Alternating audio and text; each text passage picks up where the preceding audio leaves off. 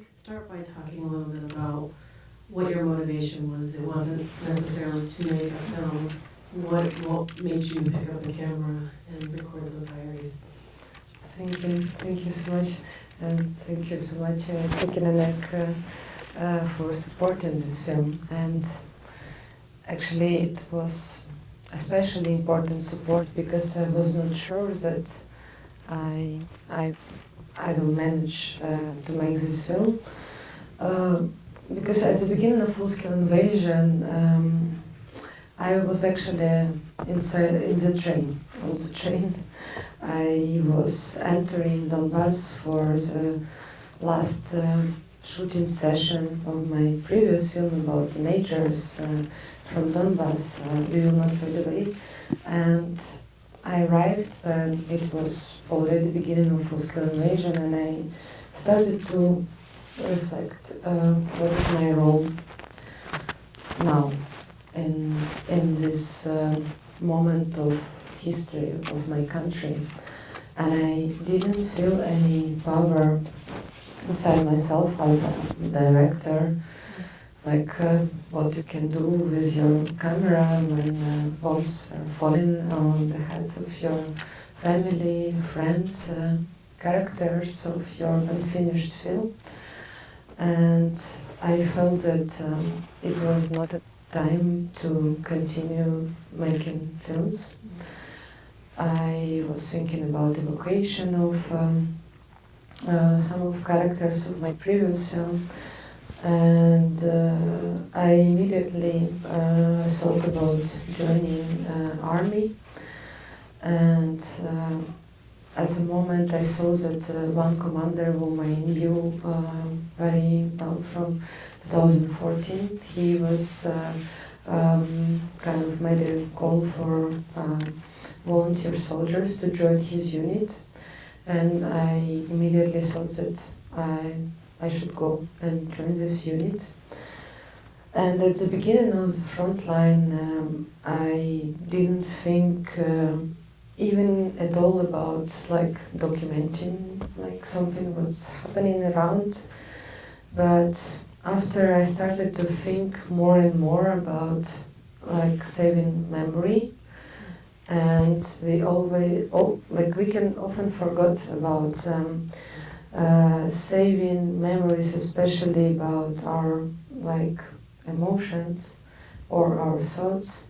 Events become more important. That's also why I was thinking a lot more that it was a time for journalism, like to just like fix like events, what's happening, reporting. But after I started to think, but what about our existential life, and maybe also the memory about what we feel, it's also important. And I started to also write letters to my son, Théo, in case I won't survive.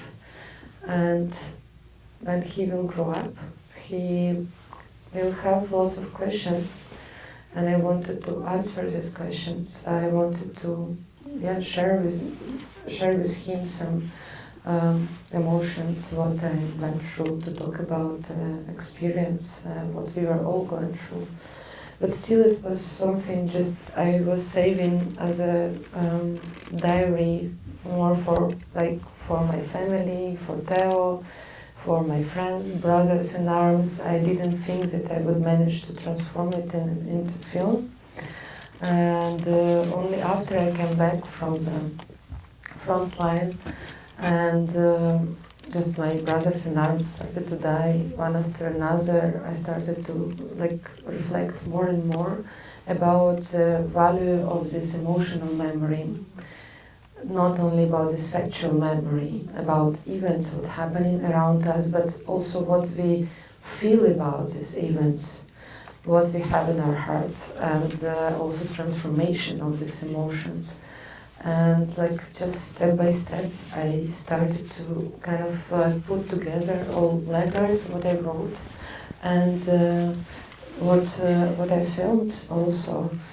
But actually until the first day of the editing, I didn't believe that I can transform it into film, because it was also a very painful process. I had to watch again and again faces of my friends who died, and it was so painful, and I even didn't know that I can edit these materials. And it was first day I arrived in France, in a small town in France where my editor was based, and we started to work together, and we watched together. And after I said to Kasia that I don't know if we can, if I have enough power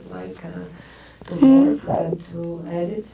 And I started to look for a kind of life hack, emotional life hack, how I can deal with myself. And at some moment I realized that maybe it's an important thing that we are not making film about pain and death and all these horrible things which happen to us, but also we are making film about all this love and light we managed to save inside ourselves. It was also, of course, thanks to our children and thanks to all kind of connections with our close people, and also thanks to connection between us. And I thought that maybe it's important to talk about this memory not only from this perspective of pain and tragedy, but also from this perspective of this kind of love which can help us to go through this darkness and to save this light inside ourselves. And that was the beginning, and magically we managed to transform all these small fragments, what I filmed, what I wrote, and because it was kind of very spontaneous small things, it was like a puzzle with so many elements, and it was not easy to kind of build this whole kind of house, warm house of memory out of these small bricks of memory. Yeah. Thank you, Alisa, for sharing. You end the film by saying something along the lines of, you hope that your memory will not hurt you, but protect you. And that was so resonant for me as a mother myself. And I think, like we were saying, the emotional experience of this is sometimes perhaps even more important than the factual experience of it. And that certainly comes through in the film so powerfully. I know we probably have questions from the audience, so I'll be just brief with one more question around the voiceover. And I'm curious, when you started talking about how you constructed that from your letters, and can you just talk a little more about the experience of developing that voiceover, which I think really does capture something that very few of us can understand, to be on the front line. In one moment you're talking about the mundanity and the boredom of being on the front line, to deep thoughts about what you're going to be leaving behind for your son. And so I'd just love to hear a little more about the construction of the voiceover. It was the most complicated, I think, thing, because there were so many important things in these letters, and it was so hard to select elements, because it's I don't know, it's only 5-10% from what I wrote. And it was also hard to build this coexistence of this letters, this voiceover. It's something what is happening in your mind, in your heart, and what is actually happening in front of you. Because sometimes in front of you there are not so much happening. It's you're watching at the same landscape, days and nights, and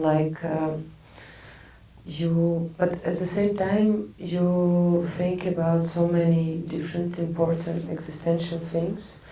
And it was actually hard to build this like coexistence of these two worlds, because usually what we see in many war like films, it's like actual events, and it was really hard combination, because sometimes what I wrote, there was no any footages from what was, I didn't feel anything at this moment, and we didn't know how to like also build this reality around, so we had to also like kind of like cancel some letters which were so important for me, and also when we started to record voiceover, we realized that one thing is a written text and another thing is a text like voice what we hear, and it's another level of coexistence. So it was like really this very subtle like work which you have to listen all the time. You listen to voice, tempo, the rhythm, and it was, for me, it was not easy at all. Like we recorded, I don't know how many times my voiceover, and with it, like we tried to do different things with it, and I couldn't also be so much emotional in this voiceover. At the moment, we even decided that it should be maybe just like more like a flow, like a river, that we like kind of dive in this like parallel universe. So it cannot be like too emotional in the intonations. It was really like for me it was the first time I worked in all like on this like coexistence of this like two things in the film, because also this voiceover it brought this whole dramaturgical narration, kind of like it's like a spine on which everything is like kind of built. Yeah. That's beautifully done. Thank you. Do we have any questions from the audience? Yes. See a hand here, and I think probably a mic coming to you. Дякую. Oh, first I have to say дякую. Heroїні слава. But I was just wondering, everything you hear about training for the military that I've heard, which seemed like your trainer had that in him, the Buddhist monk, but it was only one scene, tends to try to remove emotion from the formula so that you could focus on the strategic move. So this is so fascinating that you were able to still somehow maintain your emotion, okay, and enough logic to get the mission done. How did you do that? We saw some physical training by the monk, but did you also have some kind of mental, psychological training to be able to do that and remain sane? And the other thing is, maybe I missed something, maybe this is a stupid question, but there didn't seem to be a leader among you. Is that because you were volunteers? It didn't feel like there was leadership, like people were like, oh, where's that coming from? Where is that? Like, who was commanding you, and what exactly was the mission each time until you got to the border? I wasn't clear. Thank you so much. Thank you. I will start with the second question. It's also like important to maybe explain a little bit about this structure and how like frontline is kind of, at that time at least. Now it's a bit different because frontline changed a lot. But you have a commander, but he's a commander of like, can be 40, 50 people. So we were almost 50, our unit. And the unit is kind of has two companies. So commander cannot be with everybody, because sometimes you go to position when you have only like 3 of you, or if it's a forest, you can have 5 positions. So commander is not somebody who will walking to all positions and say, no, you have to do this, you have to do that. No, we have these all orders before we go to positions. Commander sometimes is even not with us at the positions, because like if commander will be killed, then it's like all units like absolutely kind of disordered. So that's why often like main commanders are not going to the like real front line. My commander is special, so he went many times, but also not all the time. That's why we have like kind of instructions what we are doing in this case, if it's like they're attacking, if we are surrounded, if like this, if like that. And sometimes we have like somebody like a deputy commander who can be like somewhere not far away. When it's operation, like liberation, you also have this like very complicated communication between many different commanders, because there are lots of units involved, but it's impossible even to film it. Even if you are like a director who is not a soldier and you want to like capture operation, it's almost impossible, because it's never one unit doing something. You have a like for example central flank, like left and right flank. And when we went to liberate like last villages next to the Russian border, we were like right flank, and we were the only one flank which survived and reached the point. Wow. 2 other flanks, they were destroyed, and they had to withdraw. And finally, we also had to go back, because like it was not enough, like we didn't have enough people to continue this operation. So it's complicated to like for camera, like I don't know, capture all of this like complexity of each operations. We were trained, what you saw in the film. There was another training in Kiev region. I didn't film with this training at all. But you also kind of learned a lot being there. And because we didn't have time to prepare for full-scale invasion, so there were many soldiers, even not soldiers, who were like just simple civilian people before, and they didn't have almost any experience, but they learned a lot during even like the time they were on the front line. And I think we are all Ukrainians. We were like learning by being inside this extreme experience. That's it. Congratulations, it's a beautiful picture. I cried, I laughed, which I did not expect. Those elements of humor and yoga in the trenches are just amazing. You mentioned that in the editing process, 90 to 95% of the content that you have created throughout your experience was edited out.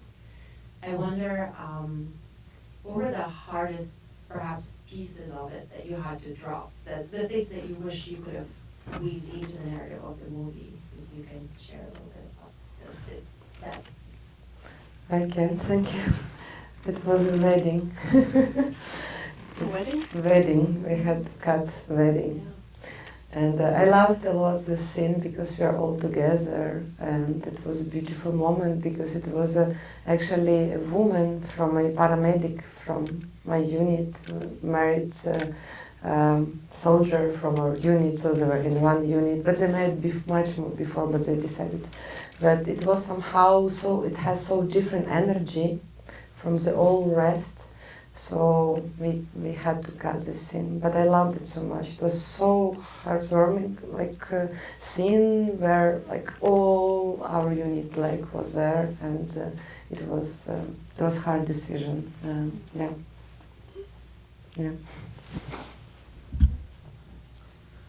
When you meet people inside Ukraine and abroad who may start losing hope, what kind of that the evil can be stopped? What kind of words do you find for them? I actually don't like the concept of hope. I don't know. Somehow hope it's something passive. It's like you think that something good will be in the future. I started to believe in routine work, and I think that's important thing, that's like a kind of philosophy in this world, that just we have to do this sometimes invisible work, but understand the importance of this like small drop in the ocean that finally even without sometimes seeing hope to continue do, because you understand the importance what you're doing. And this feeling of importance, it's bigger than hope, I believe. And I'm just trying to be rational and to say that this drop in the ocean, it doesn't mean that we will maybe we will able to create the ocean, no, this ocean, and we can, I don't know, change the world. But even this intention and this routine work with like this intention in your heart, it's already enough, I believe, yeah. Well, first of all, thank you so much for this deeply emotional and incredible film. And my question is, how do you see the film contributing to the global understanding of the war in Ukraine? Thank you. But I think it's a small thing. I mean, it's like, again, small but important thing. It's like when I was filming these insects in the trench, I was actually thinking a lot about our work on the front line, because you, as an infantry soldier, you're somebody very small, and sometimes also this work in cinema, or like if cinema can change like a lot, but sometimes it can change not a lot. Sometimes it can change something small, but it can be very important. I thought. Actually, one time I had a screening in Austria, in Linz, and there was one young guy who, 18 years old, who came to me and he said, you know, when I came to watch this film, I was very skeptical. I'm very anti-military, like guy, and I was like, oh, what about the army? I don't want to watch it. And he said that he just changed his mind because he saw that it's not about abstract military army, and this war is not about war of armies. This war is about people, and that actually just simple Ukrainians had to become this abstract army. And I think important things that like we can build these bridges of empathy between people, and that we can show that faces like behind helmets, and we can just show this basic humanity, fragility of us, and that we all the same people, and that people in Austria, Germany, US can maybe see themselves in my brothers in arms, in us, that it was our fight, even not. It's all, of course, it's a fight for our country, but most of all, it's a fight for our values and for our families and for the future of our children. And I think it can make people understand that it's a bigger fight for like our existence and for existence of freedom. And I think this, like in this sense, this film can build some small bridges of empathy with some people who maybe don't feel this war, or they feel it so far away, or they feel not so much connected. They can maybe feel more connected through this like human, on this human basis more. Hi, thank you so much. My name is Catherine. I'm a student journalist. I'm wondering what the process was like to share the film with Théo for the first time, and if this was his first time seeing the film. Thank you. Actually, Théo, he watched it already, I don't know how many times, maybe 7, 8. Théo, maybe you want to say something. Actually, no. Okay, you want? Hello. Okay, and how did you feel when you watched the film? Good. Oh, good, but you maybe want to say more? Українську можеш сказати, я перекладу. Ти соромишся? А що ти б хотів сказати мені? А?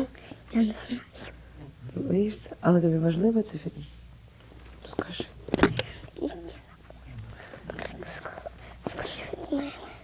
А що сказати від тебе? Перший раз почула, перший раз. Я люблю цей фільм.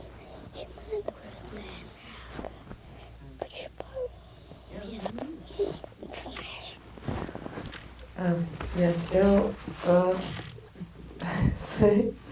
said for him it's a very important film and it touched him a lot, and that this film is about memory and also love, and it can make him sad, but at the same time it... Huh? Що? Що це?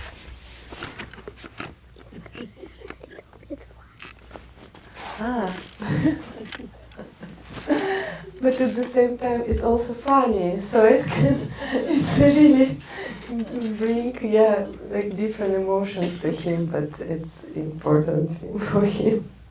I think of course it's Про бейджика не забудь. Про що? Про бейджика не Про забудь. бейджики? Які бейджики? Ці значки. Okay, so something else. Нікому не кажу. um, Нікому не кажу, я попрошу.